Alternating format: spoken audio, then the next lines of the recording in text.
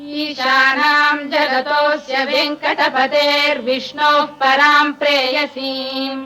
तद्वक्षस्थलनित्यवासरसिकाम् तत्क्षान्तिसंवर्धिनीम् पद्मालङ्कृतपाणिपल्लवयुगाम् पद्मासनस्थाम् श्रियम् वात्सल्यादिगुणोज्ज्वलाम् भगवतीम् वन्दे जगन्मातरम् ईशानाम् जगतोऽस्य वेङ्कटपतेर्विष्णोः पराम् प्रेयसीम् तद्वक्षस्थलनित्यवासरसिकाम् तत्क्षान्तिसंवर्धिनीम् पद्मालङ्कृतपाणिपल्लवयुगाम् पद्मासनस्थाम् श्रियम् वात्सल्यादिगुणोज्ज्वलाम् भगवतीम् वन्दे जगन्मातरम् வேங்கடத்தான் விரிமார்பில் விழைந்தமர்ந்த கருணையளே